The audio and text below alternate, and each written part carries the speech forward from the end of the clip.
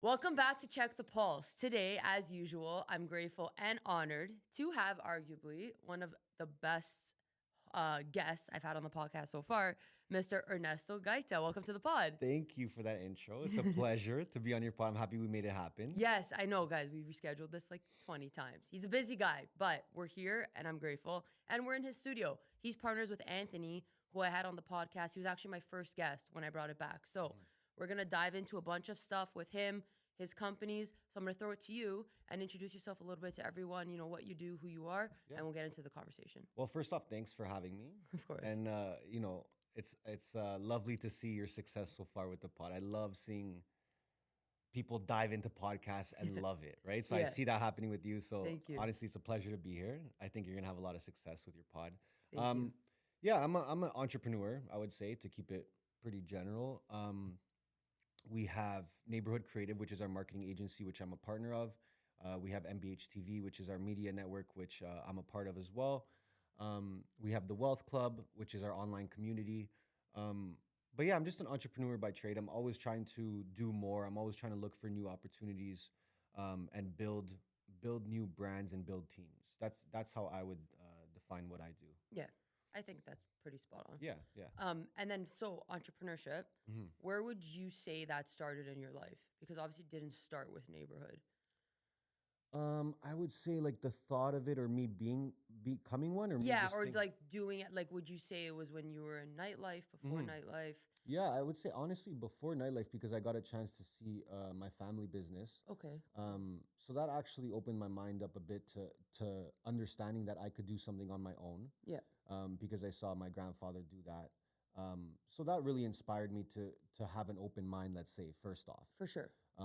And then when you have that kind of open mind, you start realizing like, hey, okay, do I need that type of schooling? Do I need that type of education? Can I go straight to work? Can I find something else? So seeing my family do it first really inspired me. Yeah.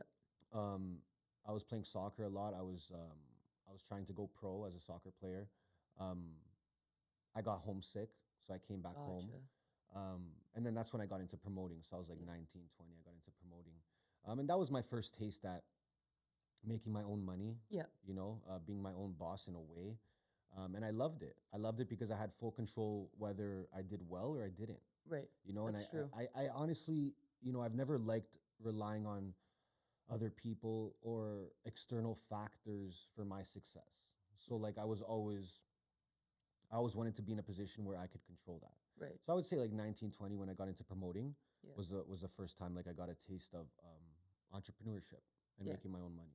And then to tap into promoting, because those that don't know, this guy ran King Street, okay? And in Toronto, that's like the street for clubs. You were just like, where's Ernesto? All right, we're going to go there. He doesn't even know who you are, and you're going. Yeah. But because you've had so much success with that, like, obviously when you started promoting, you're not expecting to be the guy, but in a way you want to be the guy. Yeah. So what was that mindset in your head? Like, how were you like, hey, you know what? I'm going to achieve this. Like, I don't give a fuck what I have to do.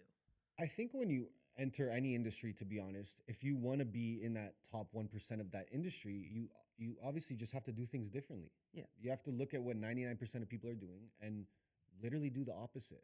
You know, and that's when I learned that side of business, to look at opportunities in a market that a lot of people aren't doing. Right. So that was like my first taste at understanding that concept.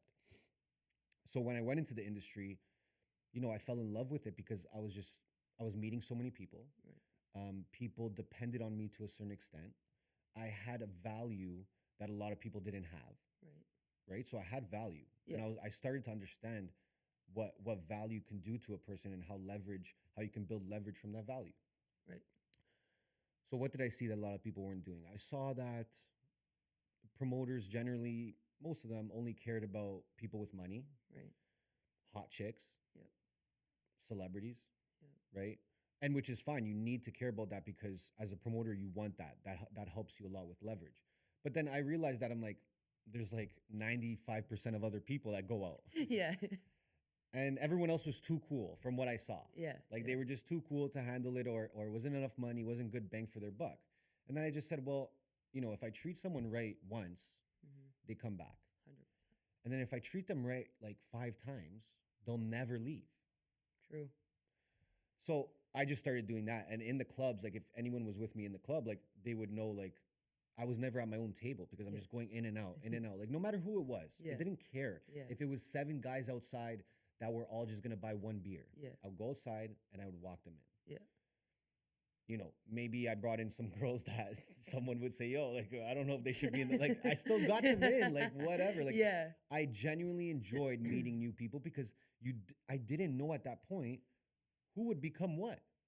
How do you know that, right? These people, everyone was 22, 23 years old. And I'm like, well, I'm not going to promote my whole life. Yeah. So if everyone trusts me to a certain extent and builds a relationship with me, I can use that relationship in the future. Yeah. So then I just started helping everyone, and I think that took me to another level, because that's what generally filled up the clubs. Right. It wasn't the 10 guys spending 20,000, which I also had those guys. Right. But it was the 200 people going into the bar, and then I kind of captured that audience, and from there I just started running with it and building my own leverage up. Yeah. And I think that's a big differentiator because it's true. For sure. Like typically, I feel like even just as someone going to the club, maybe not so much as a girl, but maybe as a guy, like you feel if you don't have a lot of dough, you don't always want to reach out to the promoter because they're going to be like, well, what are you bringing me? Yep. But even the fact that like you would leave your table, you'd be outside half the time, like bringing people in, it just shows people like, fuck, he cares about me. Like For sure. next time, like I'm going to bring my boys. And I always say like, you never know who people know either. So it's like every interaction you have, you leave a lasting impression. You don't know how far that will go. Sure. And like, now look, you're in a place where you have a full marketing agency, and at the beginning, correct me if I'm wrong, but I feel like a lot of it was a network you kind of already had and just tapped into. Of course, it was definitely that because those are the people that trusted me already. Right. Right. So when you're trying to adapt and pivot your career, you have to keep that in mind. Like there are people that you can bring along the way that you've built trust with. Like there's people that I helped get into a club, and they're my client today. That's 10 years later. Yeah. And I can name thousands of scenarios like that of people that walk in here every day that I helped them get into a club one day. Yeah. That's how we know each other. For sure. Right. So yeah, I think you have to realize the value you have when you have it. And again, I kind of built that value up for owners to understand. So for example, like, maybe at that time, club owners were really just, hey, sell tables, sell tables, sell tables. But then I kind of brought this different concept, and then the club owners actually realized, oh shit, like we actually need those people too. Yeah. So I helped them realize that, and then you have that kind of leverage. So I just wanted to have leverage where I could work where I want, I can take care of all the people I wanted to, and I can get paid well for it. Yeah. That's all I wanted, and I worked my ass off for it. But you have to treat people right. That's the main thing. You have to treat people with respect, and you're not better than other people. Like that's the main thing, right? Like you're just not, because I know promoters at that time that were successful that wouldn't get someone in on guest list, and that person on guest list now is more successful than them. You see what I'm saying? Time really tells. Yeah. Right. So you can't always have that really inflated ego in an industry like that, which I think was another problem that I looked at, and I said, I don't want to be that guy. I had an ego to a certain extent because you kind of have to. Yeah. But I wouldn't have my ego with other people trying to come enjoy their night with me. Like at the end of the day, that was the only way I was able to fill clubs by myself. You're talking 500 people on a random Thursday, Saturdays, 300-400 people. Like the only way you get there is by treating people with respect. 100%. Right? Yeah, because you didn't have a team under you, did you? No. Right. It was just you. It was just me. And then I would do special events and like a St. Patty's Day, whatever. And then I would bring a team of promoters and stuff. But the week to week, it was just me until Anthony joined me, obviously, right? Yeah, that's insane though, because most guys do that, and it's like, well, they got their crew. So there's like the guy and the promoters. But then I always treated it like a business. For sure. I wasn't doing things to, maybe at the beginning I was like, yo, I look cool doing this. And it was like feeding my ego. But after like a year or two, I was like, no, this is a real business. I got to treat it like one. Yeah. I'm the owner of my business. And I think a lot of people don't look at it like that because it's nightlife. You get sucked in and you spend so much money and you're under the influence half the time, and it's tough. It's really tough. So I think treat it like a business, treat people right, and you can't have really like a huge ego that intimidates people or makes them feel like they can't talk to you. Yeah. And I feel like just those things you said now, you can carry into new business ventures, which a lot of people obviously, I think, have a negative perspective of nightlife when people are like, oh, I'm a promoter. And you're like, oh, you work in the club. Yeah. Meanwhile, I've said it now, even to like my parents, I'm like, everyone I know that was a promoter and that kind of got out of it, their network is outstanding. Like, But as you long said the as key they point. You build said it- they got out of it. yeah, that's fact. That's the fact. key point. Because I know people that are still in it. Mhm. And I saw a few of them recently and I was just like, what are you up to? They're like, oh, I'm promoting here. And I'm like, dude, we're like 27. You know? It's really hard But to get out of. I was gonna say, I feel It's like difficult. it's really hard to get And out you can of. ask, Nick or Gina. You can ask guys that got out and are successful now. It's not easy to get out because you have, imagine week to week. Yeah. You're receiving the attentions of thousands of people. Yeah. They need you. Yeah. You go to the club and they're calling your name outside. Hey, get me in, get me in. It's a type of attention that you don't really get unless you're like a celebrity. Yeah. So a lot of people get used to that attention and they realize that, okay, well, if I stop and I don't get that attention, where will I get that attention ever again? So it's hard. It's a hard pill to swallow, and a lot of guys don't even end up swallowing it, to be honest. And it's hard. You have to have a real plan, you know. And shout out Anth. Anth was big in my exit. Yeah. But a lot of guys stick around. But you're right. There's a lot of guys that have got out of the industry and they're super successful now. Yeah. It's because of all that work that they've done in relationship building. For sure. And you can start any business if you have a network. Yeah. Yeah. Really. Literally. Any sort of business you want. So I think promoting is a great job to have, like in your early 20s for a few years, and then you got to get out. You have to have a plan. Yeah. Or else you just get sucked in. Yeah, 100%. So it's like even planning out then ahead, saying, okay, I'm in here now. I know what this is for. 5 years down, where am I going to be? And the last guest I actually had on spoke a lot about how, like, as humans, one of our dire needs is to feel significant. And I feel like promoting does that, right? Because you're significant. Like, people are looking at you if you do a good job. So let me tell you this. So like promoters, usually promoters, they're not PhD graduates. Yeah. You understand what I'm saying? Yeah, They're not. They didn't get their masters in business. Yeah. Or maybe they weren't. Like, you have to remember, like, a lot of promoters, they usually don't go to school and they just start working. Yeah. And they never really receive any recognition. It's true.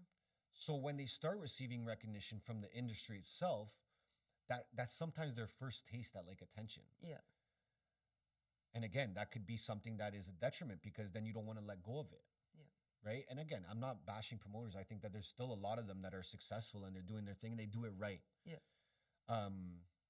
But again, a lot of them are just stuck with that feeling of attention they get all the time. Right. It's hard to get rid of that. Like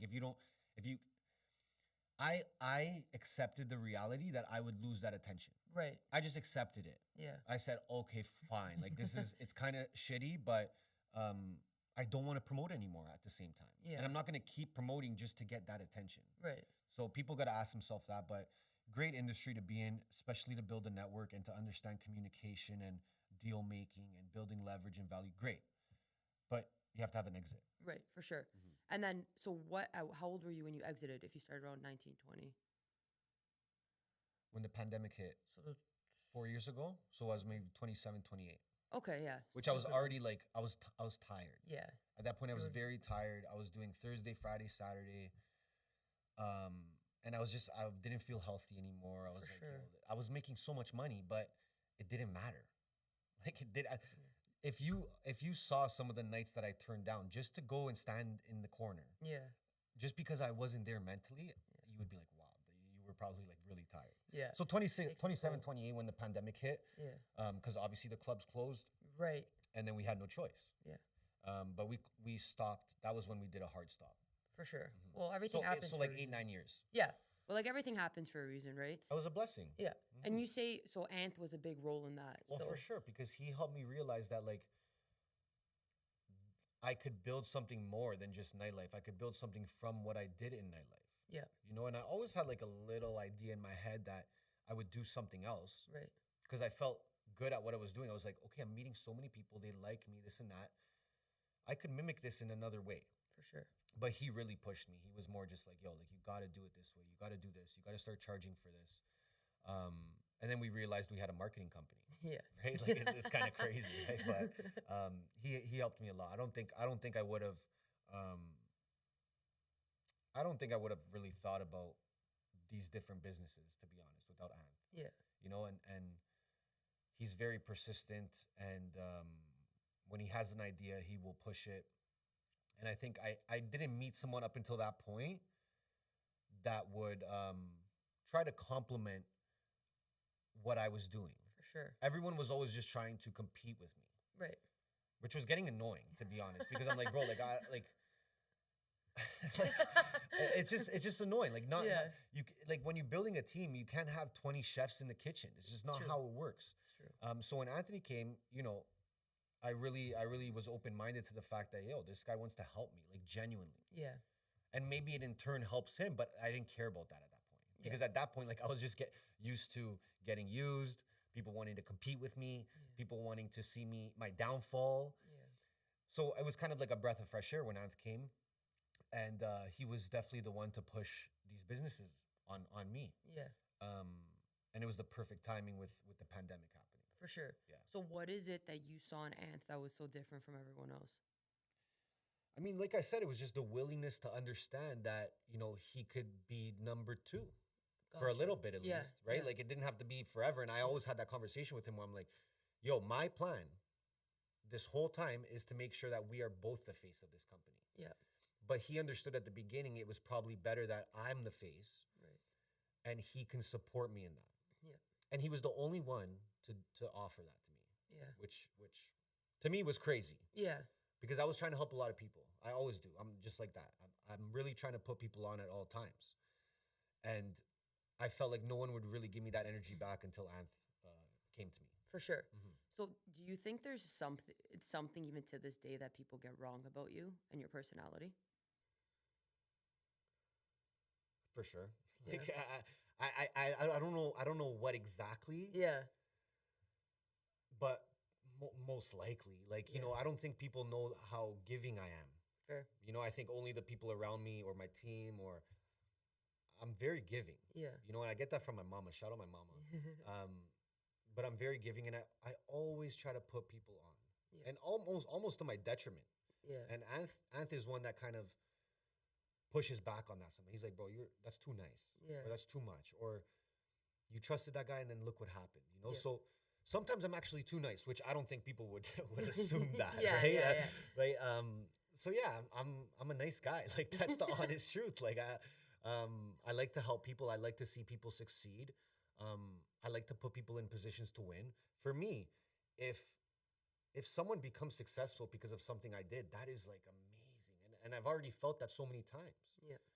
So I want to keep feeling that. So for me, I could be mean sometimes. I could be strict. I could be like a dickhead sometimes, or I could be, you know, I guess rude. Yeah. But I'm also a business owner, and it's not all fucking rainbows. That's the honest truth. So even for me, and I honestly, genuinely believe I'm a nice person, it does get tough sometimes that you're put in a position mentally where you have to be the bad guy sometimes. That's the truth. Yeah. When you decide you're going to be a business owner, not everyone's going to look at you as the good guy. It's going to be people that look at you as the bad guy. Maybe an employee that it didn't go well with. Maybe they look at you as the bad guy now. Maybe a client that, you know, there was some feathers ruffled and maybe something wasn't delivered, and now that person thinks you're a bad guy, right? But I always look at it as a ratio kind of thing. Okay. And if I was to meet 10 new people a day, but 2 of them thought I was a bad person, Yeah. I'm taking that ratio every day, It's true. because there's 8 more people that like me. Yeah. That's how I look at it. So that's how I look at social media. You know, same way. If 10 new people find out about me and 2 of them hate me, I'm taking that ratio. Yeah. Yeah. Because if I don't take that ratio, I won't grow. 100%. There's nothing out there that you're gonna find 10 more people that see you and they're all gonna love. It's impossible. It's true. Even MD Motivator, you know MD Yeah. Motivator. Yeah. There's He still gets hate. haters. He still gets hate because they're just like, oh well, why don't you give the money here, or why do you have to have a camera when you're doing it? But then there's 8 people saying, well, you are a game changer. You're changing the world. Yeah. So you have to accept that. Yeah. And I think I accepted that. But yeah, I think if there's anything that people, I don't think would assume, is that, yeah, I'm genuinely always trying to help people, because I'm only in this position because of other people. For sure. I'm in this position a little bit because of me, but mostly because of other people. So you have to keep your attention on those other people at all times, right? It takes a lot for you to even say that though, because a lot of people would have so much of an ego to be like. But it doesn't get you anywhere. It doesn't, and Why- those if are I the had people an that are ego- stuck. You know. If I have an ego, Yeah. why would an employee want to come work for me? 100%. Why would a client feel the need to come in and talk to me and have a good time and sign a deal? They're not going to do that. They're not going to like me. Yeah. Like true. it's all about energy, It's right? true. So at the end of the day, if you showcase a certain energy, that's what you'll get back. Yeah. So if you're a person that has that big ego and you're the best person in the world, and you're gonna attract people like that, and you're not gonna like it. I Yeah. promise you. Yeah. So it's never like that. There's all the successful people, man. It's 99% of them did it because of the people around them. For sure. So I always look at like, how can I get better at helping the people around me? Yeah. That's my main thing all the time. Yeah. Is like, how do I help this guy grow? Because if this guy grows, it's gonna help me grow. Yeah. There's only so much I can grow, It's true. right? So if I get here and I'm like, this is my plateau, but then I look around and I have 4 other people that can get here, why wouldn't I help them grow? It's true. Right? A lot of people just stop Stupid. here. I'm the best. You stay here, and you stay here. So that I'm here still, Yeah. Yeah. right? But again, it goes even with our media network and our talent. Like even our talent, I tell all our talent, I hope that you guys have a bigger show than me in the future. Yeah. I hope that you guys make more money than my show in the future. That's the point, Yeah. It's right? true. But you're laughing, but it's surprising that a lot of people don't think this way that are in the same position I'm in. no, it's 100%. But it's just selfishness. It's selfishness sure. and greed, right? It's coming from, well, I'm making so much money, like, okay, I'm giving these people an opportunity, and then it's like they almost look to those people to like give them that. Well, dude, you put me on, like, thanks, you know. And it's like, why? As My team like, put me on. Yeah, there you go. That's the truth. Yeah. My But team think put about me it. on. Even just the pod, you guys have people in the back end that edit, run it, post there's it. so Like many people. There's so many people. 100%. And Right? like, So as soon you see something on the internet and you see our final piece of content, there's 10 people behind that, yeah, and we couldn't do it without them. yeah, So yeah, like our team put us on, for sure. right? So Yeah. that's how important they are. Yeah, and but I think in anything, like even if you think of sports, it's not the one guy that just goes and wins all the games. It's a team, it's a coach, it's a system. Like you can have a system, you can have a strategy. If you don't have the right people in place to implement it, it's only so much you can do by yourself, you know? And I see a lot of people fail with not building their team correctly and not giving freedom to people and power and trust. And you got to give people purpose, man. Like at the end of the day, Yeah. everyone's the same. Everyone wants purpose. They want goals. Like if I'm the team leader and I have goals, that's fine. Obviously, I'm going to have goals, Right. but I can't expect that, the 20 people around me don't. True. It's true. And it's like everyone bow down to my goals. Yeah.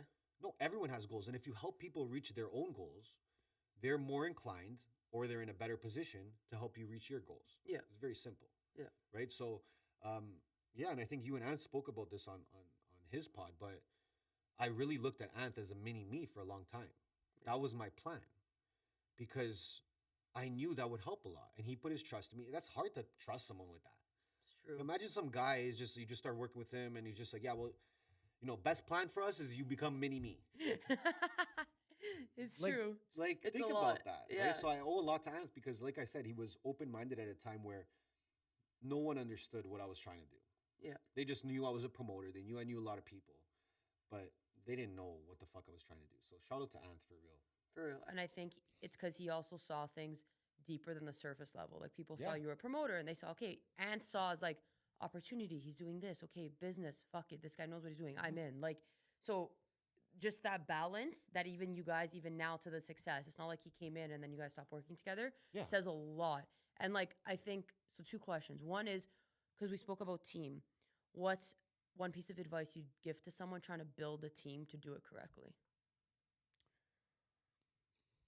You have to. Here's the thing: if you use social media correctly, Mhm.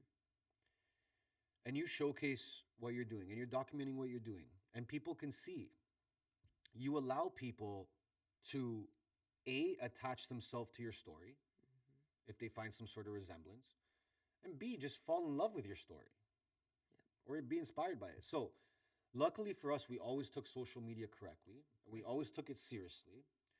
And that helped us find most of our employees. And my advice would be, if you're going to hire someone, almost make sure they're a fan of your business. Yeah. Like, almost make sure that they know what you've done the last 5 years. If someone wants to work at Neighborhood, but they don't know the last 5 years that our team has done, it wouldn't make sense to me. It's true. Because they didn't see the growth and they didn't see how much work we put in. They might think everything that we're doing now is just easy and it came easy. Yeah. But a lot of work goes in. Right. So I like to hire people that know about our business already. Yeah. They're a fan of Neighborhood. They're a fan of MBH, because they work harder, because they understand and they believe in you. Yeah. So the main goal when you hire someone, find someone that believes in you and your business. Yeah. The easiest way to do that is through social media. Right. Because you get to show it off. It's like you, right? You start your pod. Maybe you're going to need your own editor on episode 100. Yeah. And now for you, it might be pretty easy because there might be someone that was watching you from episode 20. True. That says, Kristina, I fuck with you. Oh, you're taking the next step up. I want to be involved. I think you can do something. Yeah. That's how you do it. Yeah. Right? The difficult part is when we're all about culture here. Like, we're not we're not corporate. No. That's a cool part though. It's a vibe. So you have that part. So we attract young people to come work here, right? And a lot of people even like will dodge MLSC and these big companies, no shade, a little bit of shade, to come work with us. Yeah.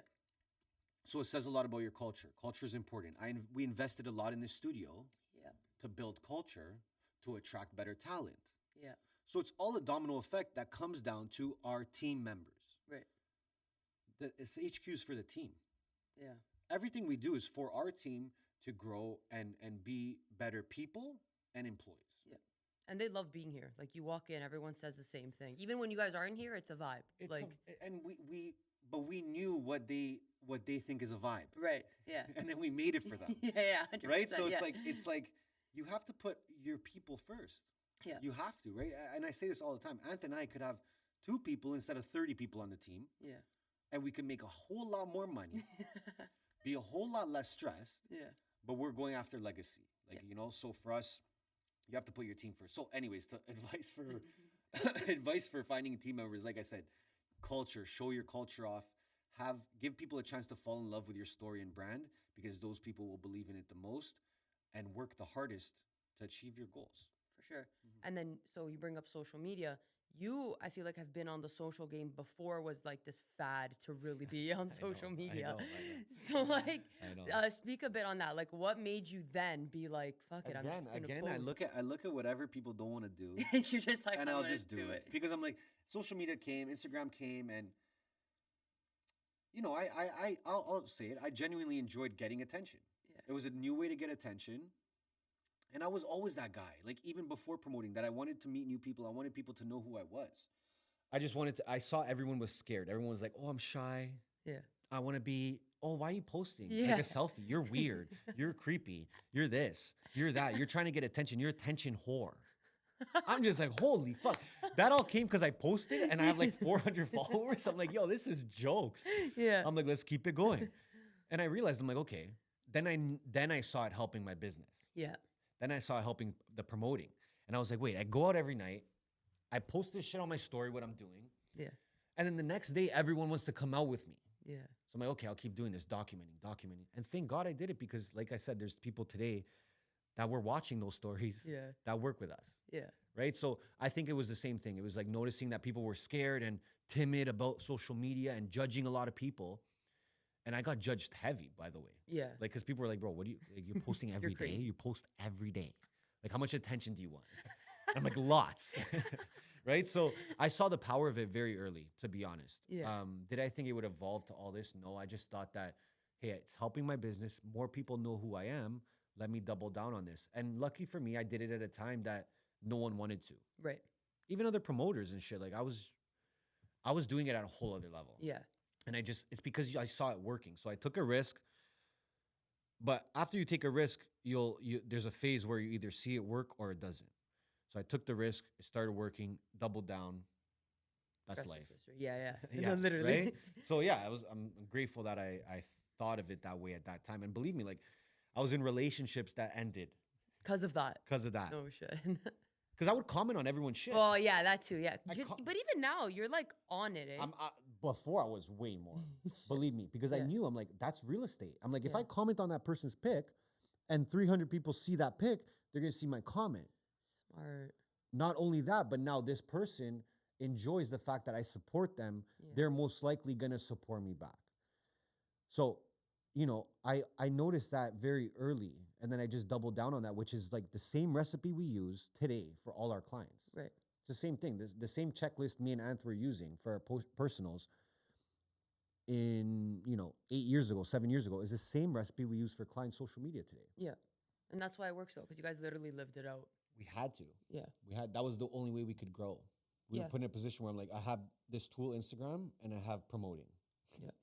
I gotta. That's gotta- all I gotta got. make That's all it I got. work. Let's make it work. Yeah. Right. So yeah, grateful for me thinking of that at that time. Well, for sure. You were always kind of a step ahead from what I'm gathering. I tried and, to like, be. I just tried to be. I noticed that if you are a step ahead, you see success. So Yeah. I was always looking at the things I was doing, like, how is this gonna get better one day, or how can I make this better one day, or how can I make this better for people. Right. And when you kind of think that way, you'll always be a step ahead. Yeah, you that's know? true. And I'm always like working, like I'm always on my phone. I like to see how people react to things, Right. right? Like, oh, hey, this guy posted this and it got this type of reaction. Like, let's look at that. Yeah. So I'm always looking at trends and ways to make, and so does Ant, to be honest. Ant Yeah. is very ahead of the game. So between both of us, we're always looking for ways to make our business better because we're in a business that changes all the time. 100%. Yeah. So I like to look at us as innovators because, sometimes when we do something, you'll see it kind of happen in the whole market like a year and a half later. Yeah. And then we're already on the next thing. Yeah. That takes a lot of risk, For sure. patience, and money to do that. Yeah, right? So, 100%. which again are all things people don't want to do. Right. We'll do it. And you're betting on yourselves at that point too, right? For sure. And that's where I even say, like, to tie into that, because I think both of you have a lot of like self-confidence and self-belief. And like when you have that, that'll drive you because you can bet on yourself. Yeah. You can put legit money on yourself. You can take a risk Yep. and like if it fails, it fails. But I tried. But Yeah. most likely I'll probably succeed because I have a feeling this is gonna work. Me and Ant failed so much. Yeah. You just don't see it. Right. Like we still we try to show our losses and stuff like that, but Yeah. but we've lost so much Yeah. over the past we've lost money, lost time, lost mental health. Yeah. No, legit. Like seriously. Yeah. So it's not easy. Yeah. Like what me and Ant and our team and Anna and Natasha and everybody what we do is difficult to sustain and keep growing. We're in again, AI comes. Yeah. You have to adjust. Yeah. Right? And you have to stay ahead of the times. So we're always like that. And again, yeah, shout out the whole team, to be honest, because everyone is super creative on the team. We take ideas from everyone. Nice. It's not just like, oh, Ant, what's your idea? We're doing this. It's like, no, like, hey, Jay, what are you thinking? Hey, Nathan, what are you thinking? Hey, Mateo, what are you thinking? Yeah. Anna, what do you think? Natasha, what do you think? Because at the end of the day, the more people we can have, more brain power behind that, the better we can calculate a certain risk. For sure. Right? Yeah. But you have to take risk on yourself. Yeah. No one's going to do it. No one's going to take a risk on you. Yeah. Like I got very lucky with the fact that Anth took a risk on me. True. But that doesn't happen. That doesn't happen. Yeah. Like in life, really, seriously. No, or it's you're true. waiting your whole life for it. So like you have to continuously bet on yourself. You have to have confidence, self-confidence. It's you against the world at that point. Yeah. Like when I was promoting, it was me against the world. It was me trying to show the world I'm actually onto something. Yeah. And you have to have like a crazy belief to do that because people are going to say shit to you. And For sure. But even now, like the stuff you guys post on socials, like you post a lot of controversy. Yeah, of so you're course. going to get hate, but you have to believe in yourself and your point enough to just be like entertained by it more than like, oh, fuck, these guys are like pissed, you know? I mean, we were vocal at during the pandemic. Yeah, Like 100%. the time, That's when I followed, not Ant, but I followed you before that because of like Nightlife. But then pandemic, when you guys had the pod, as soon as you started talking like COVID shit, Yeah. I was like, yo, I love these guys. Like they get it. Well, again, you were one of the 8 per day that loved us, and then we got the 2 that hated us. Yeah, Right yeah. now, do they still hate us? I don't think so. Right. Maybe they do. I don't care. But you have to be real. Yeah. You have to be real because you know, again, when I was promoting and doing that shit, I was real all the time. And that attracted real people. Yeah. And that's a real recipe that works. Like, you ever want to sit down and attract some real ass people? Hop on a camera and be real as fuck. Facts. Straight up. That's because we didn't care. We just didn't care anymore. We're just like, yo, you know what?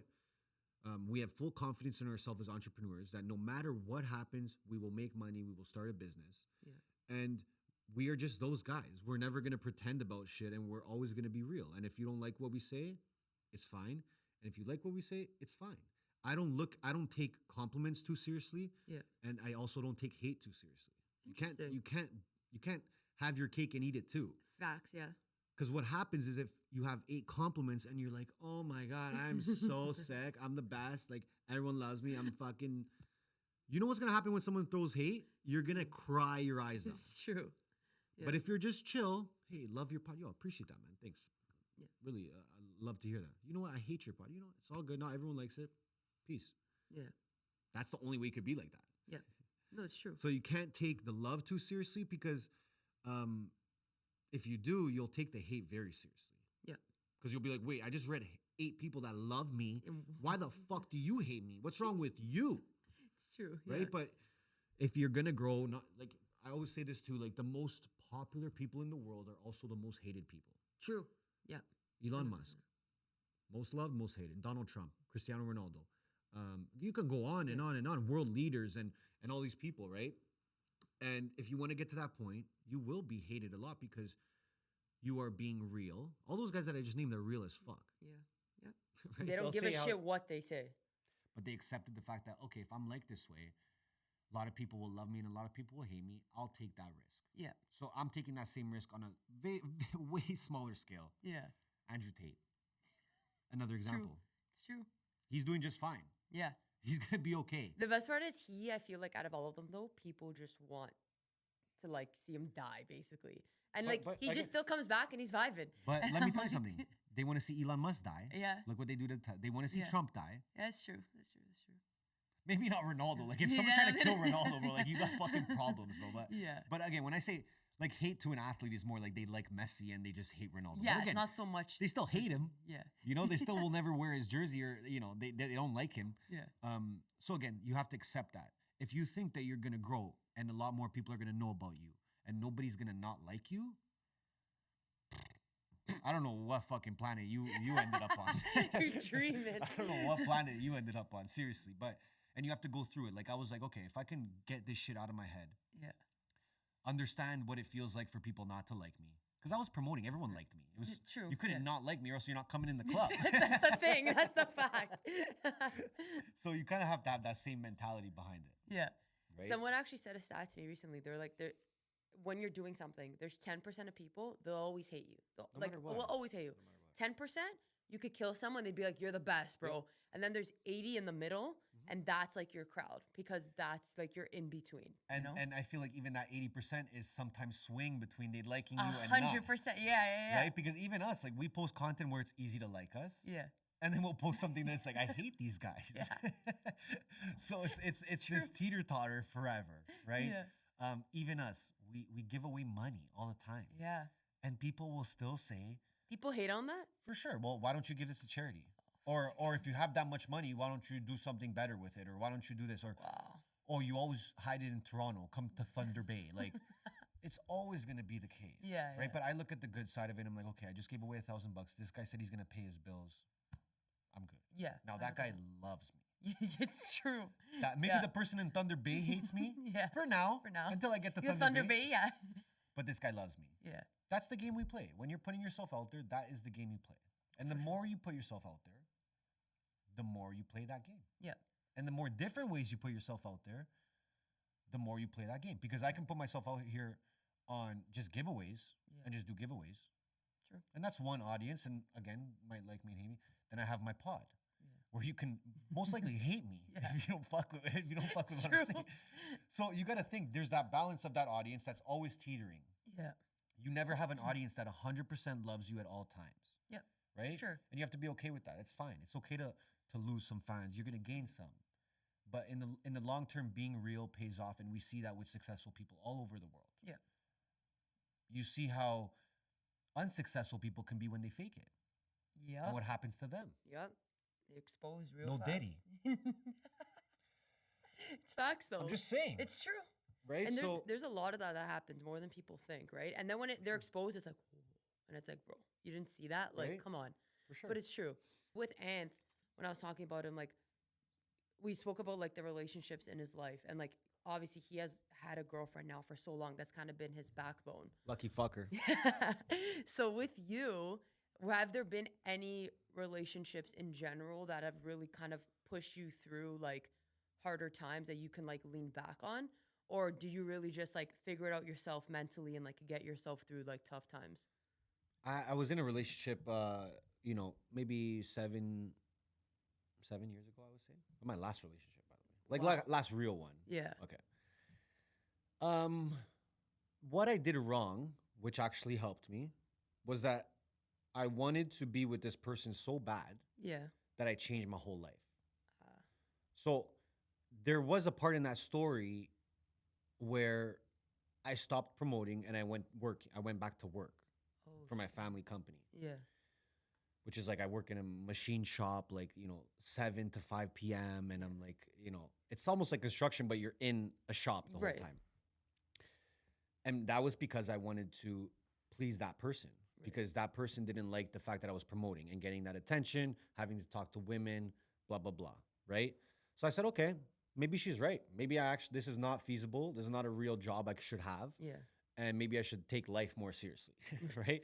So I go and I work and, I ended up hating my own life Yeah. after like a year, Wow. which made me end up resenting the person because I'm like, you made me do this. Yeah.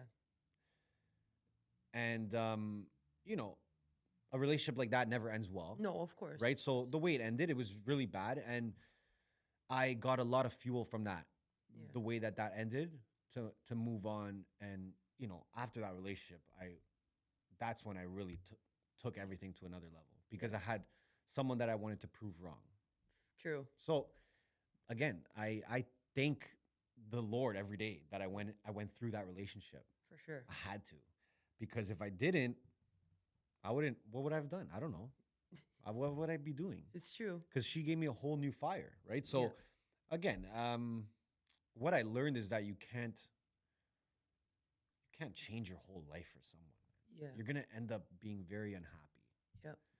Like, you have to make sacrifices, you have to make changes, and you have to be this, and you have to do this better. I get it, but to change your whole life, like your career and possibly your dream, I don't think that's the right person then. Yeah. That's what I realized. Yeah. And then since then, like I said, I haven't really been in any, like, I've been in relationships, nothing too serious. Yeah. And that's because I'm simply like, I don't want to settle. Okay. I don't. Yeah. I don't want to settle.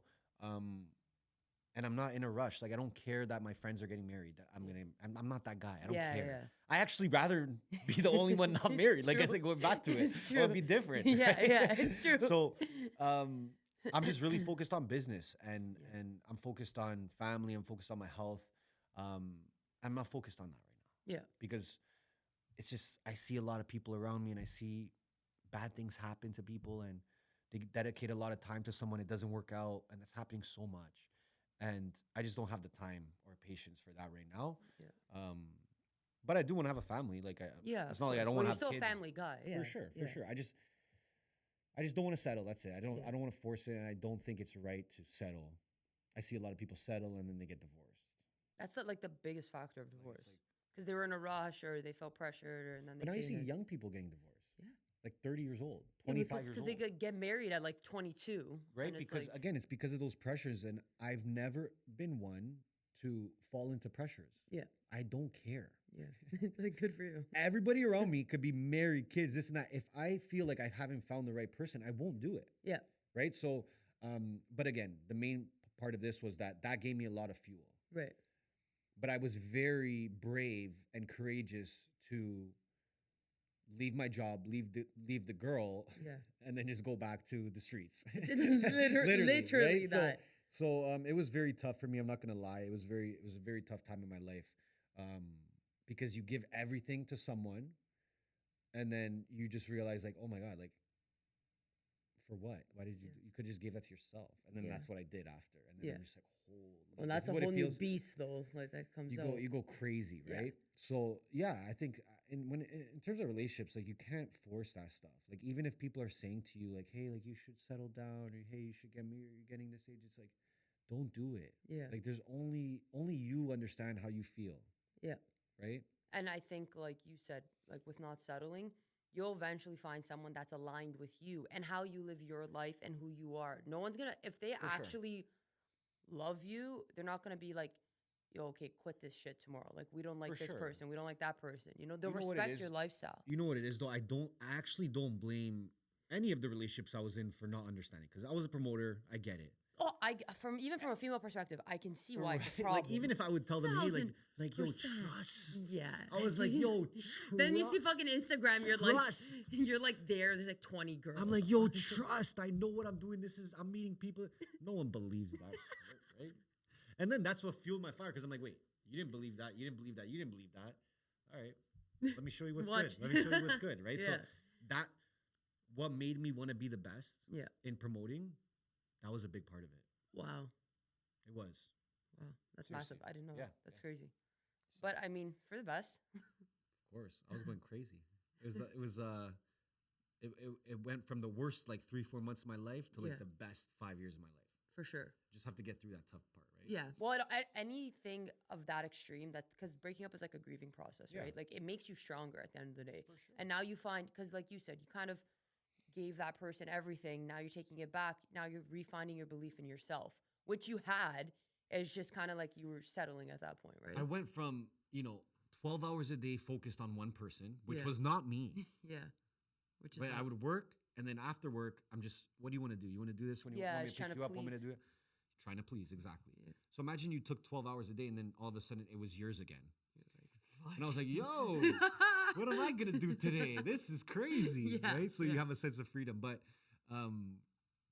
yeah, without those relationships, I don't think Yeah. I would have had that fire to be the best at what I was doing, because I was told by those females that I wasn't going to be anything. Yeah. So as soon as I heard that, I was like, bro, you guys are so stupid. Now I'm going to have to prove your ass wrong and shit. Like, you guys, why would you do that? Like, you Yeah, have to say come that. Now you're on. gonna fuck. Like, now I got to go crazy now, right? Yeah. But that fueled my fire. For That sure. really started me. Which is, It was nothing else. no, that's actually not. It I've wasn't never money. knew It that. wasn't Yeah. anything. Like, seriously, it wasn't money. It Well- wasn't even the attention of nightlife. It wasn't even that. Well, shout out to her. Yo, whoever big her is. shout out. Big, Big shout out. props. She's not watching this, but big No, shout but out. big shout out. Big shout out. That's unreal though. Yeah. So then, like, speaking of like relationships, I guess other people in your life, as you grow, you have success. Now you get into like neighborhood, you have MBH. Did you lose any other people in your life because of that? Like Yeah. friends and stuff, Yeah. family? Lots. And then how did you adapt to that? 'Cause some people, I feel, when they lose people close to them like that, it's like, oh, no. This is going to be my ego talking right now. But I look at it like, if I'm in your life, Yeah. you are lucky. All right. Straight up. Straight up. Because I'm a very giving person. I help a lot of people. I put people before me all the time. So I look at it like, if you are in my life, you're pretty lucky. Yeah. Because I don't have people stick around a lot if I don't like them or they're Fair. not good energy. So first thing you lose is like when you're trying to be an entrepreneur is like your high school friends. Yeah. Unless they're all trying to be entrepreneurs. True. Because now they're getting into their family. Maybe they have a girlfriend now. Maybe they're getting serious. Maybe they have a 9 to 5. So all of a sudden your schedules are completely different. Your goals are different. Yeah. When you start talking to people from your past,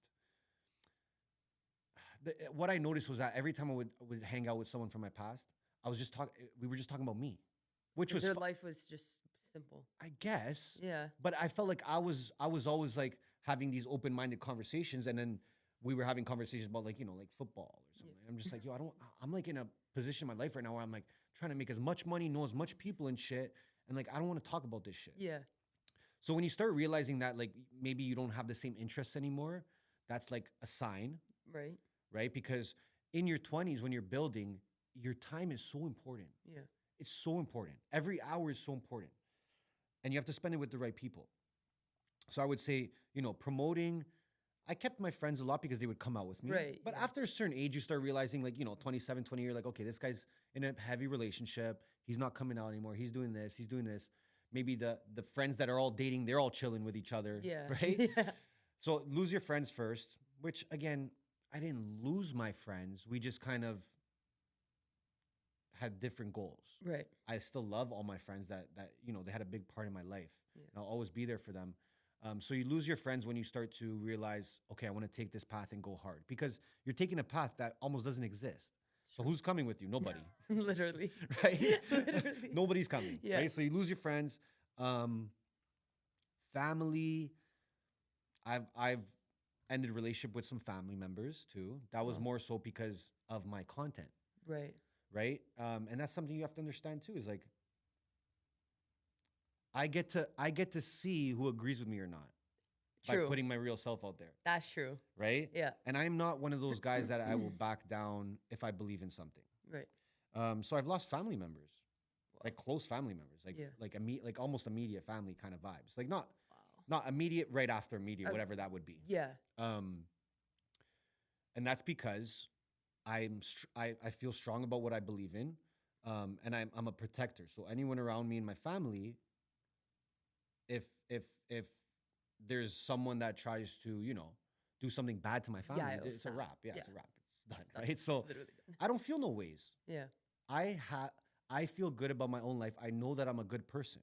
So for me, I don't regret it. Yeah.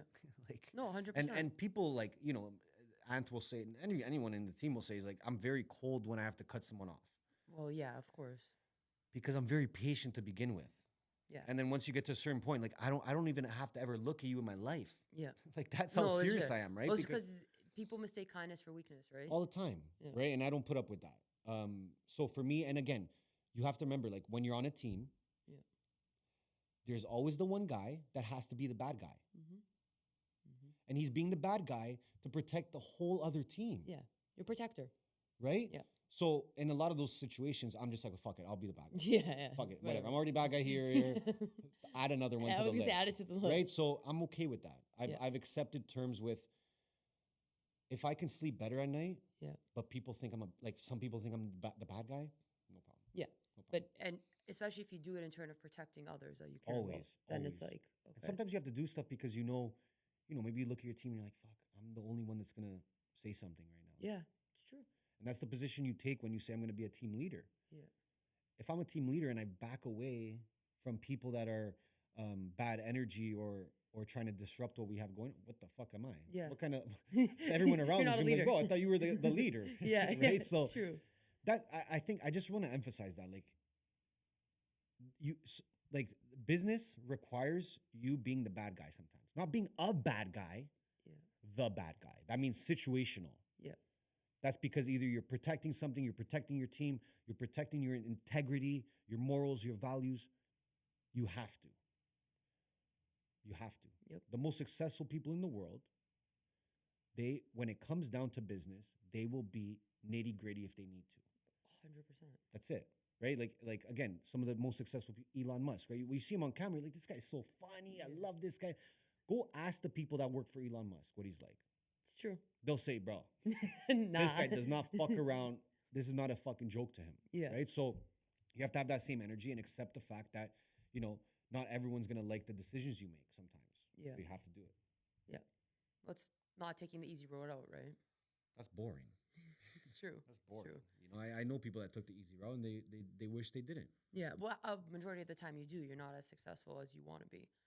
Like, to 'Cause- me, it's like you take risk, you become uncomfortable, and when you're uncomfortable, that's when you grow. You never grow in comfortability No. because why would you? You're just chilling, right? Put yourself in uncomfortable situations. Watch how fast you're forced to adapt, For sure. right? But I just feel It's the same with everything we do. Like the media network, it's uncomfortable. We're trying to go up against Barstool. yeah, Like who the fuck would want to do that yeah, in their right mind? true. Like, right? But we choose difficult paths because they're less chosen. Yep. So okay, yeah, maybe I'm going up against Barstool right now, but who else is? Not Oh, many. No one. Who? Okay, that's it. I like that. Done. Yeah, I like that. Yeah, It's like when we started the pod, and that's why when Ant brought it to me, I was like, I'm down. How many pods are there in Canada? Not many Yeah. that people know about. Sick. Let's do it. It's true. The giveaways. Who gives away $1,000 a week? Nobody. We'll do it. Yeah. Who's the biggest guy? Mr. Beast. Yeah. Okay. Who's competing with Mr. Beast? No one. Okay, let's compete with Mr. Beast, Barstool. It's true. It's kind of It's true. wild. It right? is. But again, that's why a lot of people have a respect for us in a way. Yeah. Because they know that we kind of go big and we put ourselves in uncomfortable. We lose some of the times, half the time. Yeah. But when we win, we win big. Yeah. Right? Yeah, for sure. So that's the way I look at risk. Well, the network itself was massive. When you guys announced that, I just remember going, like, I was like, hey, they can do it. But I'm also like, what? Like It's that? crazy. And they're like, all right, let's see. It's And I think crazy. because you guys also have this track record of like saying you're going to do crazy shit and then doing the crazy shit, it's almost like people that actually know you and have followed you, they can be like, wait, what? And then it's like, all right, let's see what these guys do, you know? That's what happens though when you showcase what you're gonna do and you document it, Yeah. right? Like the podcast, we had people watch from episode 1. Yeah. Like think about what they've seen. Yeah. And the shit we've said that has come to life, right? So yeah, like I'm a big believer in showcase what you do day to day. It could be a loss, it could be a win. But if you build that story up, you get an audience that really believes in you no matter what you do. Yeah. I'm going to ask you this because I asked this to Anth. Do it. Does money buy happiness? For sure. Come on. It's about what happiness means to you. Like Okay. really, right? So it's like money buys blank, right? Right.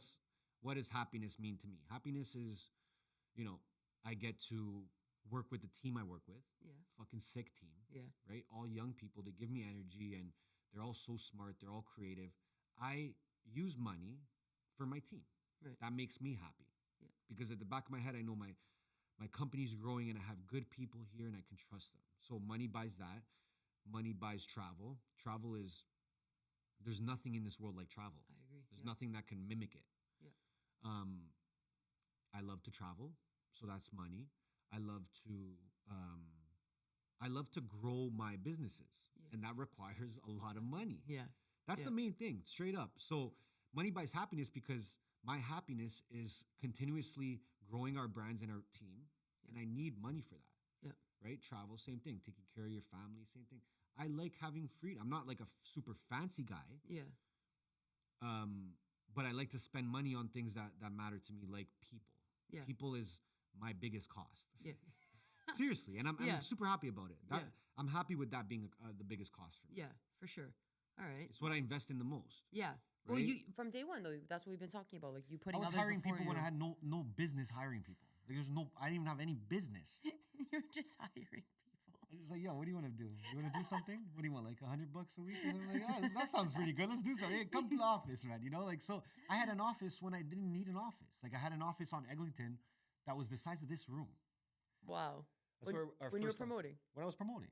And I was just like, oh, well, I need office, bro. Like, I got to do business, bro. We got to figure out guest list. Like, I need to sit down and do this. But I always try to, here's the thing. And I want to make this a point because this is very important. You have to, this is why documenting your shit is so important because there's this game of perception that we play at all times. And I'm a big believer that ever since me and Ant started, we always did a good job looking bigger than what we were. Always. If you looked at any of our brands or this, you would think we were bigger than what we were at that time. Yeah. Even now, you might think we are bigger than what this all is. Yeah. If you just find us online. It's very important to play the game of perception. It is a game. Yeah. So what do I mean by that? We got a billboard that said 1 billion views, Yeah. Yeah, I saw that. right? Yeah. 1 billion views 2024, Young and Dundas. Boom. Yeah. That was us saying, look how big we are. Right. The numbers are real. We didn't fake anything. Yeah. But the reason we did the billboard is to say, look how fucking big we are. Yeah. We always do that constantly. You have to do that as an entrepreneur. That's not faking shit. That's not me saying go rent a Lamborghini and say, bro, buy my course. No, that's not what I'm saying. I'm saying, yo, let people buy into what you're doing. Give them a chance. Yeah. That's all I'm saying. Because if you do that, you'll see so much success. No one wants to do that shit. No Yeah. one. No, because that ties back to risk though. It was on, I don't know what podcast. I think it was you guys on a podcast I listened to. Uh-huh. And one of you mentioned the Range Rovers, and you guys bought them Bottom. because at the time there was like you. I think you. I was brought it always up. doing that though. I Yeah. was always doing that. I had the Mercedes for like I had cars that like it was stupid that I had them at the time because I knew how But people acted. That's the thing. But I you was meeting. looked- You have to remember, I was meeting with a club owner, Yeah. right? So if the club owner is pulling up in a Maserati, and I pull up in a in a Prius, I'm serious. No, I know. This is how people make decisions. Now, I'm not going to sit there and be like, I hate the world. I have to have a nice car for you to talk to me. Yeah. No, I'm going to say, oh, that's the game we're playing? Done. Let's play. Yeah. Right? So we've always been like that. And again, it goes back to the perception. Yeah. Yes, we can afford the cars very well. Like, Yeah. 100%. yes, we might be spending a little bit more on cars, but you have to think, why are we doing that? Because the people we are talking to are high level. Yeah. And it Are looks high, serious. and that's how they treat people. Yeah. Because if I'm going to go sign Gymshark, Yeah. and I'm gonna go meet with them, and I pull up not correct, Yeah. they're gonna say, well, I thought they do millions. True. Yep. That's how people are. 100%. Do I like doing that? Do I think that that's the most genuine way for society to run? No, but that's the game. Yeah. I'm not gonna sit here and cry about the game. I'm gonna play the game. Yeah. Right. So yeah, listen, don't blow your load and you know. Go buy a Lambo. Yeah, you don't see me rocking a Kimbo Rolex right now. Like I got a nice car because it helps my business. Yeah. Literally. Yeah. I love the car, Yeah. but it helps my business. And these are things that we look in investments. And again, it's almost an investment in myself. Anth, go get your Range Rover. Investment in himself. Yeah. Now he can drive around in a car that he might have dreamed of having one day. And now he has all this confidence. Yeah. And here's another thing. People wait their whole life to buy their dream car, only to sit in it at 50 years old and realize, did I just work 40 years for this? Yeah. I want to feel that sooner so I know how it feels. Yeah. Now to me, I've had, 2-3 cars I really loved, Yeah. all very nice cars, and now cars don't mean shit to me. Yeah. Took me 3-4 cars, But still. but again, I didn't have to wait till I'm 60 Yeah. 100%. because a car ain't shit. It's facts. Yep. So I finally got to the point where I don't give a fuck. I'll take an Uber I don't care. I don't care about that. Yeah. But you have to play the game for a certain amount of time. Yeah. For people to show you that respect. If you don't like the game, don't play. Get out. Yeah. Go somewhere else. Go get yourself a job where no one's gonna judge you. Yeah. But I'm in the game of being judged on my appearance. Yep. If I'm coming into your meeting and I'm asking you for $50,000, You're in a Toyota. you want to make sure that I've seen $50,000 before. Yeah. You're not like, whoa. Oh my God, bro. What do I do with Take this? the briefcase, put it in my Prius. I'm out of here, bro. You'll never see me again. No, bro. You got to It's be true. cool. You got to be like, yo, like, this is sick. I do this every week, though. It's not a big Yeah. deal. Yeah, sign the thing. Yeah. 100%. So that stuff matters, right? Like, I'm not really big in clothes and stuff. Like, you won't see me with, like, brand names and stuff. I don't care about that shit too much. I did that all in the promoting years. Like, Yeah. it's over with. So I believe in, like, if you really want something, do your best to get it as soon as possible. Yes. Because there's a good chance it's not making you happy like you think it's going to be. It's true. Right? So you're waiting your whole life to go to Italy, bro. Go this summer, please. Get out of the way. You know? Yeah. You're waiting your whole life to, you think, you're going to save 5 years to buy a Birkin. Go buy it now. Go take a loan out and buy it if it's that important because you'll feel nothing. Yeah. Right? No, it's facts. But so we play that game for others. We don't play it for us. Yeah. You know, if you ever see us with something fancy or whatever, that's because we're trying to You're impress already someone. calculated. Yeah. Exactly. Yeah. It's not to fear our own ego. I don't care about that shit. Yeah. Which I think is massive because a lot of people would sit there and be like, well, if he likes me, I'm not going to drive this and whatever. And it's like, you have to also understand, like you said. I don't the listen. game I don't in. judge people on that. No. I don't judge people on Neither that. do I, but you have to know who you're dealing with. But the people that I work with that maybe they're That's the even point. more old school Yeah. and stuff like that, for sure. But again, I don't judge them because I'm smart. I understand. I've sat down with multimillionaires, billionaires. I see the car they leave with sometimes. Yeah. And you're like, fucking, really? just Lexus or whatever. Yeah. This guy's $400 million. Doesn't matter. Yeah. No, 100%. I don't judge people, but I get judged on it. Yeah. So it's fine. I will play that game. A lot of people just, they're so victim mentality. Oh, I have to have this for you to talk. Exactly. you don't want to talk. Bro, shut up, man. Like, shut the fuck up. That's why you have get no business. Like, you have to play the game. Yeah. People spend more time complaining. If they took that same energy and just did what they had to do, they would be 10 steps ahead. You have to make calculated risks. all this stuff, and you think I'm sitting here saying like, oh, like, yo, Ant, did the Range Rover make our money back? Like, bro, you're playing a game. Yeah. It's a perception game. Yeah. This headquarters is perception. You're supposed to walk in here and say, holy fuck, you guys are huge. Yeah. And the more you do that, the more people buy in. I don't understand why people don't like showcasing their wins sometimes, even a small win. I agree. Like for you, for example, it's like I would tell you, hey, celebrate 100 subs, 1,000 subs, Yeah. 10,000, 5,000 subs. Tell everyone. Yeah. You just got an episode that hit 2,000 views. Tell the whole fucking world it was your first episode you hit 2,000 views. Yeah. Why? Because guess what? When you hit the 20,000 view episode, that person remembers. Yeah. And they're like, oh my God.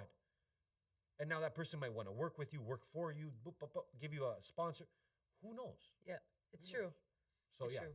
And I think like that's a big point because now tying it back to social media, like so many people are like, oh, I only got 1,000 followers, I only got 2,000 or 3. And I'm like, but if you treat each of those 1,000 the same way you would treat 10, you'd be shocked at like the energy you get back. If I go back on my socials, I probably celebrated when we got 100 subs, Yeah. 150 subs, Yeah. 200 subs.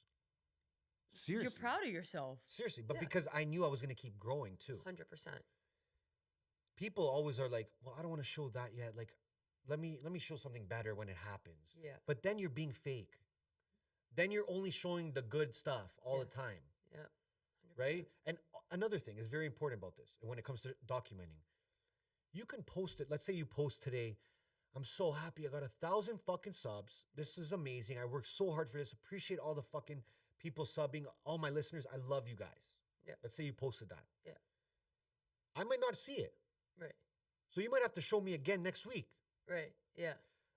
Here's an example. Our YouTube plaque. Yeah. I got it a year and a half ago. Okay? Okay. I've posted it, when I got it, I posted it crazy. Right. Of I'm course. like, everyone's going to know this They shit got happened. black. Okay. I think I posted it again like 3 months ago. No way. Okay? Just to post it. Just Yeah. so I'm like, I'm proud. Yeah. Me thinking everyone's going to be like, oh, this guy posting it again? Like, bro, how many times have you fucking posted it? Over like 300 messages. Congratulations. Holy fuck. Congratulations. I didn't know. This is, call me. Text me. I didn't even know. Take a pic with the selfie. Send it to me. I just show my mom. People, you can't assume people know. Yeah. Yeah. I reiterate our story, our wins, our team daily. Yeah. Because people forget, they have short attention span, or like they didn't see it. Yeah. Like that's not how Instagram works. Not It's everyone's true. gonna see everything you post. Yeah. So think about that. Yeah. You might even post something saying like, "Oh, I can't wait to show this win to everyone." Yeah. And 10% of your followers seen it. Yeah. Not 100. So ongoing. You have to show it ongoing. Like consistency. Who cares, man? It could be any win. You should be proud of yourself. People will be proud of you. Yeah. If you just start a pod and one of your first 10 episodes get 200 views, that is huge. Yeah. That's fucking huge. Yeah.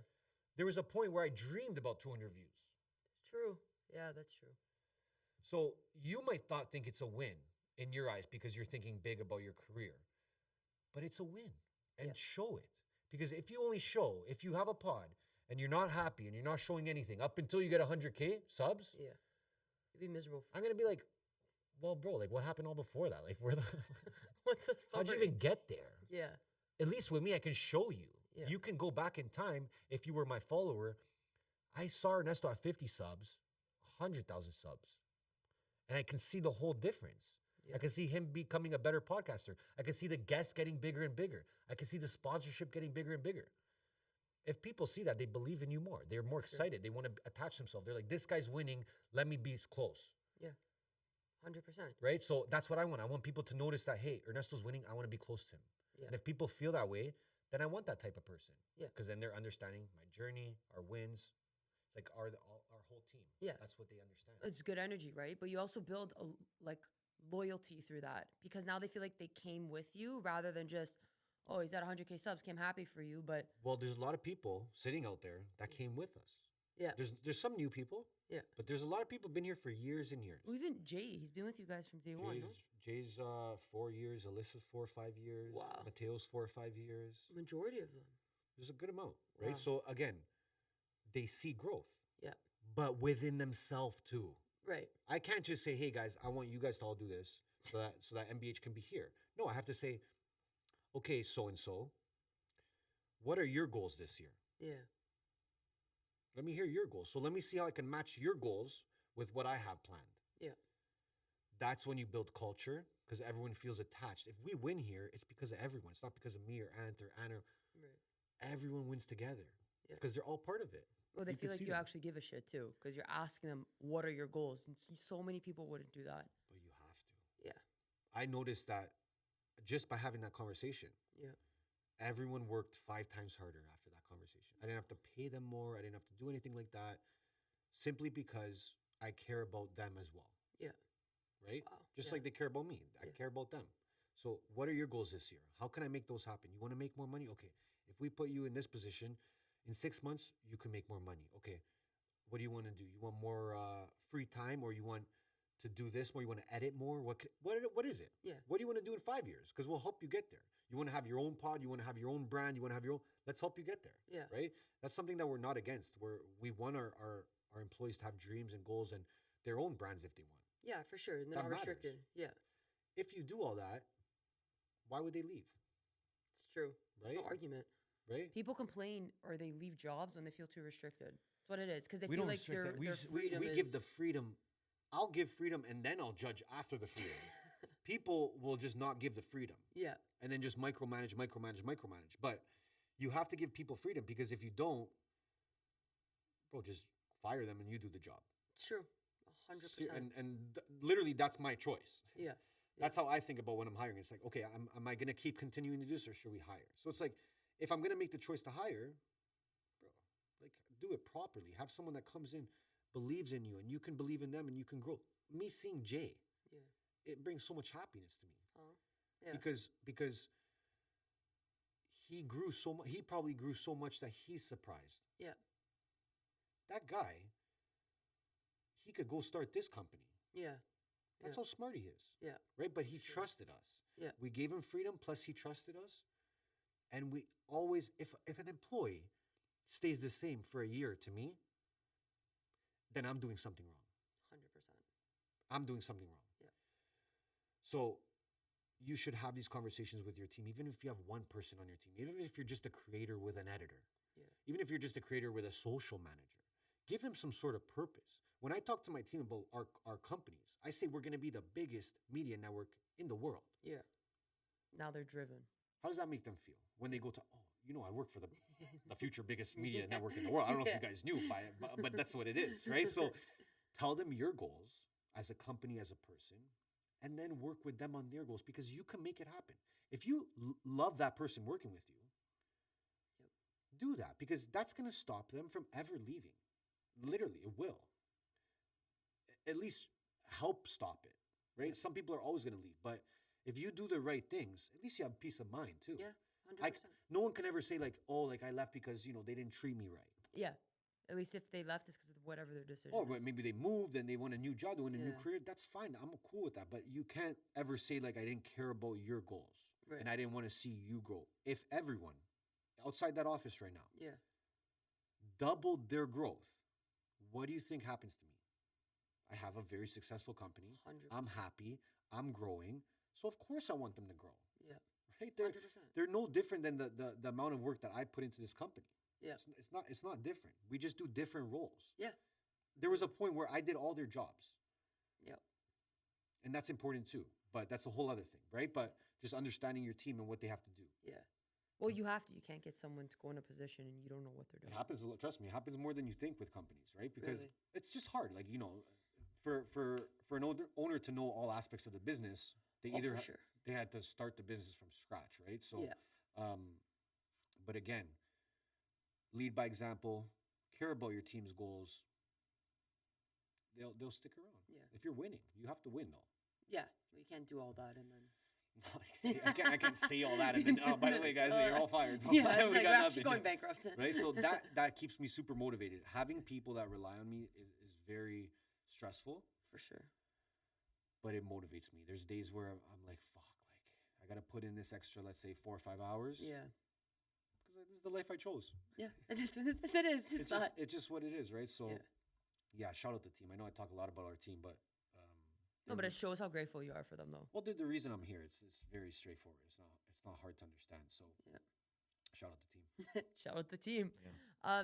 For the podcast, who's your favorite guest? Patrick Bet David. Why? I've just been a fan of his. I'm actually gonna have my favorite guest on soon. No. Within the next month, All he'll right. be my new favorite guest. All right. But Patrick Bet David, I watched him for a long time. You know, so when you watch someone on YouTube for years and For years, sure. He's in front of you. You're like, I don't get like shocked like that. Like Yeah. I've met Drake a bunch of times, LeBron a bunch of times. Like these are big people Yeah, from yeah. Nightlife, right? Like I would meet them and like obviously the first time you're like, oh fuck, this guy, like- but I was more shocked in front of PBD wow.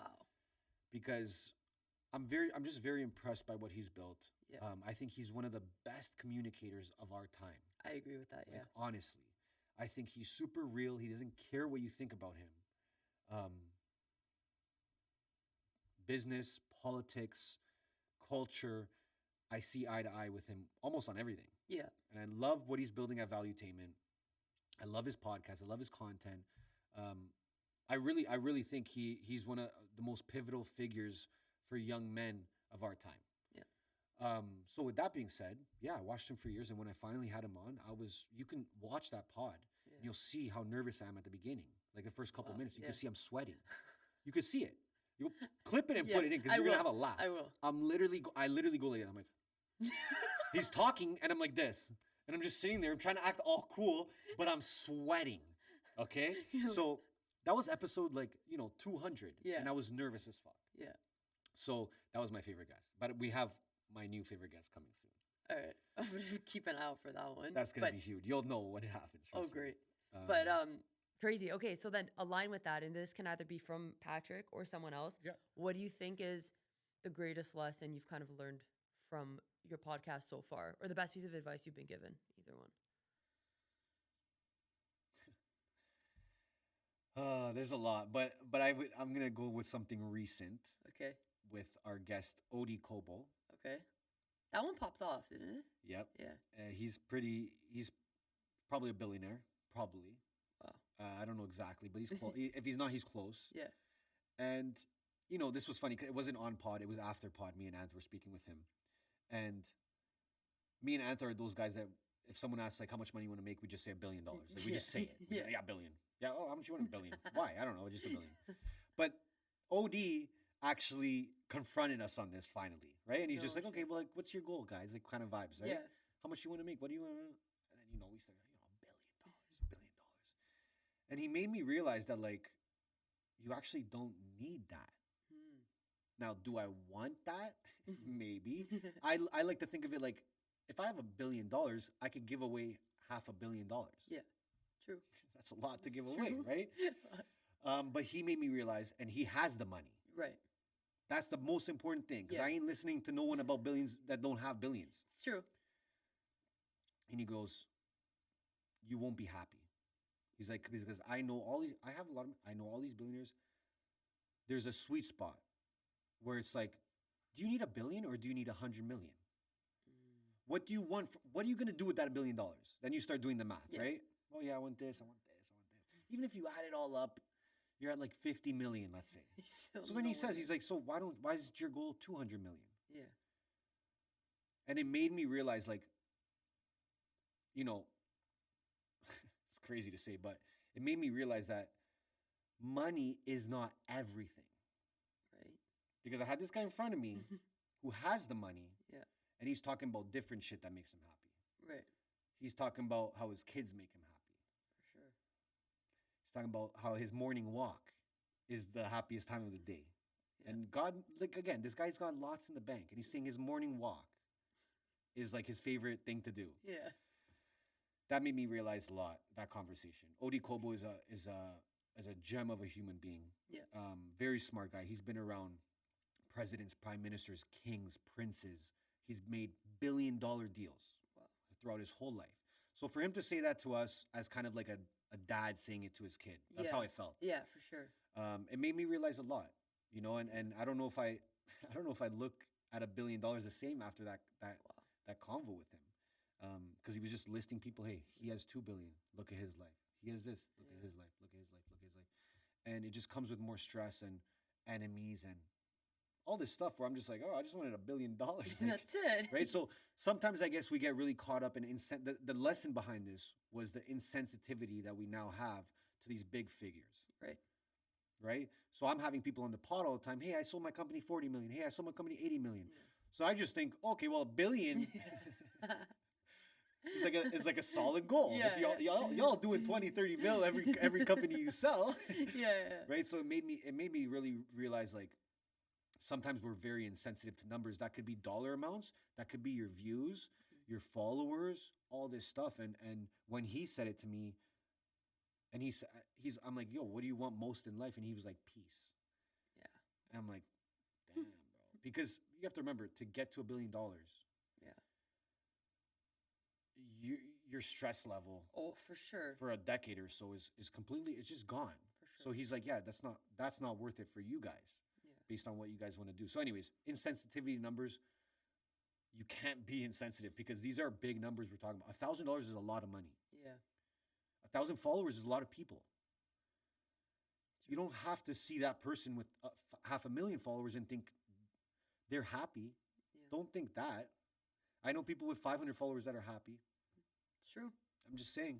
No, it's true. And if you actually think about it, like, okay, let's say someone thinks 1,000 followers is small. And it's Yeah. like, okay, but if I put you in real life, in a room on a stage, All and the put time. 1,000 people in front of you, can you talk to them? And they're like, oh, that's a lot of people. I'm like, well, it's the same thing. I They're know. just following you. I know. It's crazy. I know. But people don't look at it that way. That's Yeah. perspective, right? And people need to have perspective because that's what happens. We look online and we're like, okay, well, this person has $10 million. That's what I want now. Yeah. Now that's what I want. Yeah.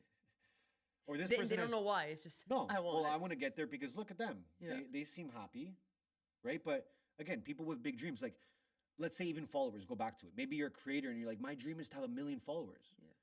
You don't know how the fuck you're going to feel at 50,000 followers. It's true. You might be happy as shit. Yeah. Now, I always say dream big because, land halfway there, you're still going to be happy. Exactly. I like Right? that. Yeah. So, again, think big, but you might be happier on the way there at a certain point. Yeah. Which is something that OD said. OD stopped doing business Yeah. because he's like, well, I'm good now. Yeah. he's chilling. Now this is my kind of happiness. Yeah. Right?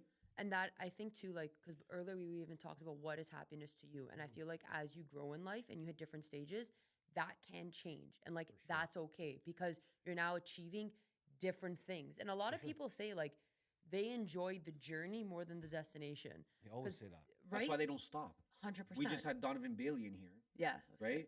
And still doing business. He's still out here buying companies, investing. He never wants to stop Yeah. because he loves the journey. Yeah.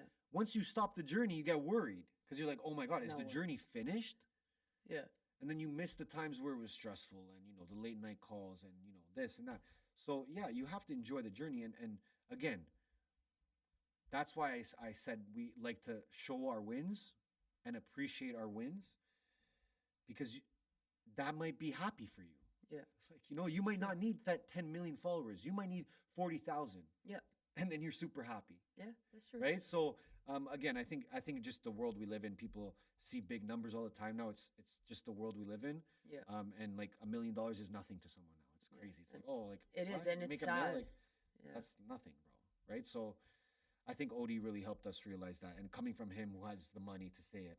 For sure. Well, because now you look at it differently. He's not just preaching. And he's has it. older, right, too. So Yeah. he's looking at life and he's looking at us. We're younger. So I can see him in his eyes thinking about when he was our age. Yeah. Right. So when people say that stuff to you, you have to really take it in because they're saying it for a reason. For sure. They're Or saying they're it- feeling called to even say it to you. He didn't have to, right? Exactly. Well, he just So liked it's like- us, and he's like, "I want to help Exactly. these guys," right? So Yeah. we really took it seriously. But again, I take so much from every single one of our guests. I don't think there's ever been a guest where I never learned anything. Yeah. 100%. Yeah. Okay. This question is so off topic from your business and it's stuff. cool. It's cool.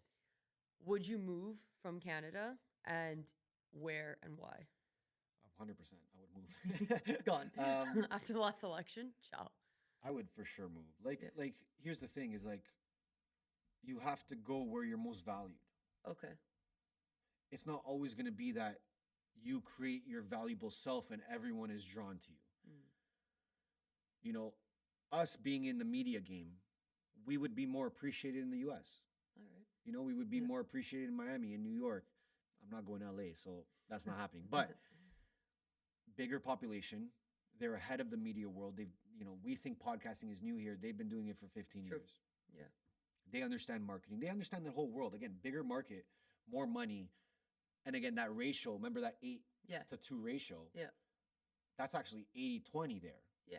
Because there's so much more people. True. So when I publish something here in Canada, I have 35 million people, let's say, in Canada. Right. That same amount is in Florida. Yeah. So I'm halting my growth by being here. Now, I'm here because obviously we have businesses, right? We have a headquarters we just opened. So everything's timed out. But I would move. Yeah, I would move to the US because again, I look at how hard our team works. And it's like I don't want our team, I want them to make more money, not less. Right, for sure. So I want to be in a place that taxes us less. Yeah. Obviously. Yeah. Right? Everything. Like if I want to start streaming, for example, and go IRL. Yeah. If I did that here, people be like, what the fuck is this guy doing? If I go to Miami and do that, it's like I'm just another of the 10 people around that street doing it. It's true. Right? So sometimes you have to go where you are valued most. And I always say this. Yeah. Right? It's like a water bottle. Yeah. You know, water bottle at the gas station is $3 because no one really goes to the gas station for water. But then you're at the airport and it's for $15. And it's because people are in dire need of fucking water. They can't bring their own in. Yeah. You see what I'm trying to say? So the water bottle said, you know what? I don't want to be a Shell gas station anymore. I'm going to Pearson Airport because I'm worth more. Yeah. People got to look at their life that way. That's a good analogy. Seriously. Wow. Like a real estate agent.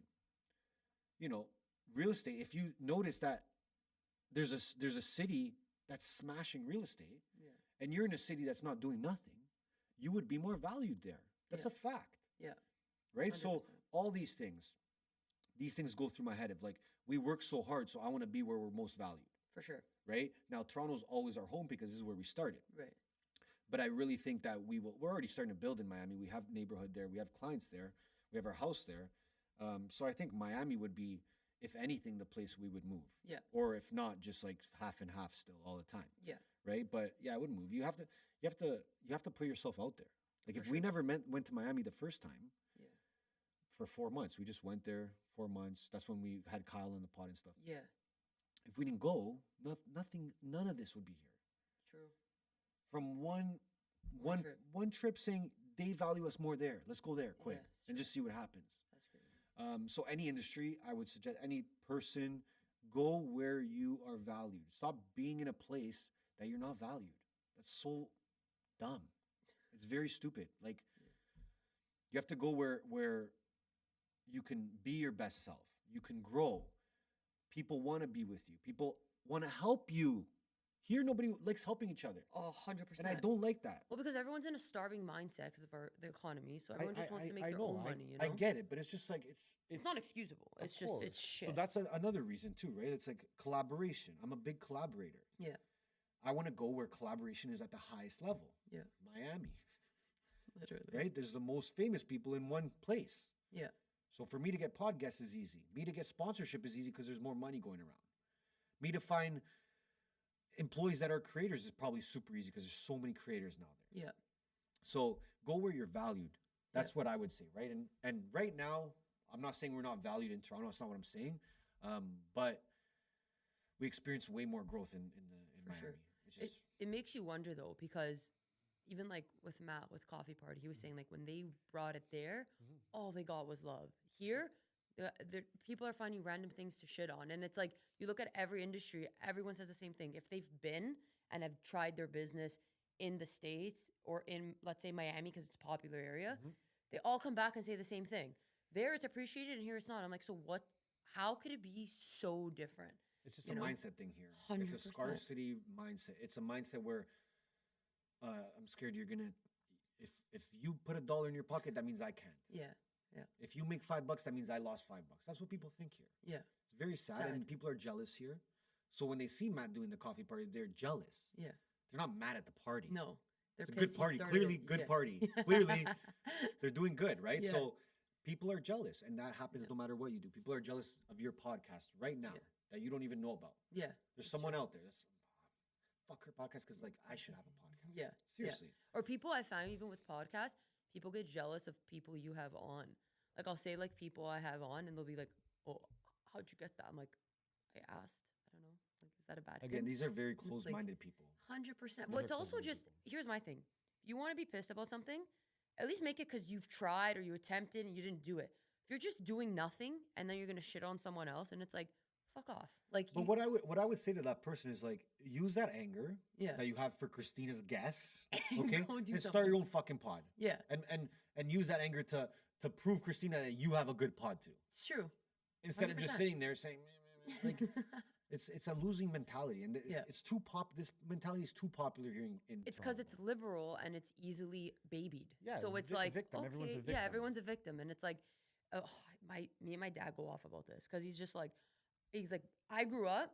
You got to make money, feed your family. You got to hustle. There's no, I broke a knee. I had to go to work. Like he's like, now it's like, oh, I need a sick day. Oh, I don't get enough time off. Like, but you know what the problem is? That's everything. That's the problem with education. Yeah, it's a problem with parents nowadays that shouldn't be parents. Yeah. That's all the society. It's grooming younger generations to be brain dead. Yeah, literally. No, dead ass. They can't even communicate. All they know is No. technology. It's scary. That's how they wanted it. That's how it was. This is all by design. 100%. This is by design, right? This doesn't happen. Started by with accident. COVID. Lock people in your houses. Freaking be on your phones on technology so you can't communicate. Just FaceTime. I saw it with my brother. He was young at the time. Yeah. Then he started seeing his friends again. 5 guys. They would stand in a room With their and wouldn't phones? talk. Yeah, I'd be yeah. like, they'd be like, oh, I'm like, you FaceTime all the time. Yeah, it's different. I'm like, what do you mean it's different? Crazy. It's so sad. It's sad. It's so, scary. So again, like, even me, I want a family. Do I want them to be raised in Canada? Not really. No, yeah, I agree. I agree. Like that's another thing when it came to moving, right? Like what you said. I know a lot of parents moving because they don't want their kids here. Yep. Right? So that's But even just after the last election, everyone I talked to is like, I'm getting the fuck out and I'm going away, blah, blah, blah. And I'm like, dude, like, I've been saying this from 2020. Like, you know, like, you have everything we've done the last few years has been prepping us to not rely on being in Canada. Now, I know we have this headquarters, but again, it's just a space. It's not a big deal. Yeah. But back end, like, we're prepping to not have to rely on Canada. For sure. Really. 100%. Because you can't. No. You absolutely can't. No, right? no. I don't trust anything here. Yeah, and I suggest people to like go spend 3 months in another city. Go do it. Fuck it. Like don't if you have the money, obviously go do it. Like you don't need a penthouse when you go there for the first time. Also true. Right? So but go because your life can change.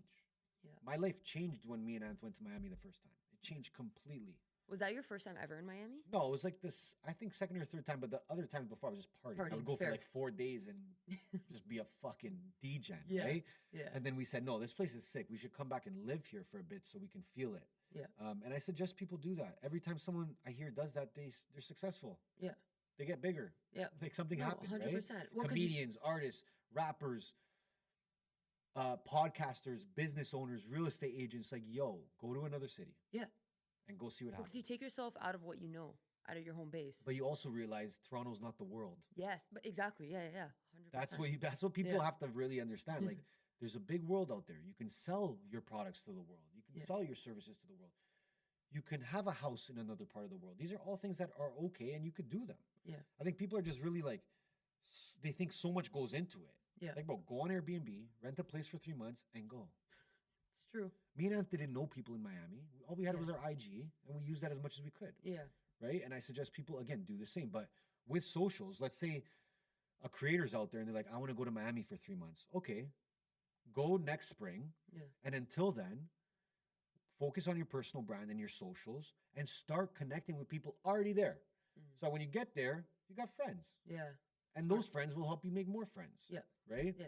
But put yourself in a different area where you can feel like, you know what, this is weird. I feel more valued here. Or maybe you'll feel less valued, but you have to try. Yeah. You have to try. Yeah. If you don't try, you don't know. For sure. Okay. Last question to like wrap this up. What's one piece of advice you'd give your 16-year-old self? Fuck, you stumped me. I know. Stumps everyone, to be honest. I would say, honestly, young lad, do not let anyone tell you what to do in terms of your dreams, in terms of your job, in terms of your travel. If you want to do something, just do it. That's it. Don't ask mama. Don't ask your sister. Don't ask your cousin. Don't ask nobody. If you believe in something, just do it. Don't listen to what other people say about what you want to do with your life. That's it. That's all I would say. I like that. Right? I just learned it at a later age. Of so course, I wish yeah. 16 I knew that I would have been a demon from 16. Yeah. Yeah, 100%. Right? But 100%. don't look for validation. You're not going to get it. Yep. Seriously. What you're thinking, there's a good chance you're one of the only people to ever think what you're thinking. Yep. So don't expect people to agree or people to be ecstatic about what your dreams are. No one cares. That's the truth. No one gives a fuck. So 16-year-old, think that way at 16, and by 25, you'll be a complete machine in whatever you want to do. For sure.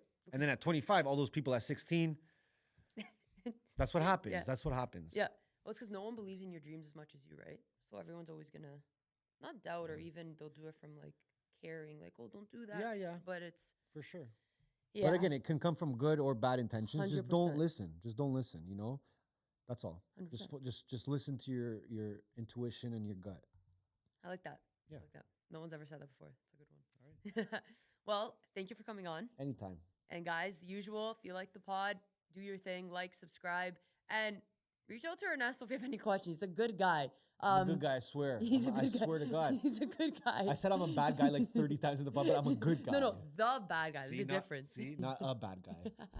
Anyways, well, thank you, Thank you. and catch you on the next episode.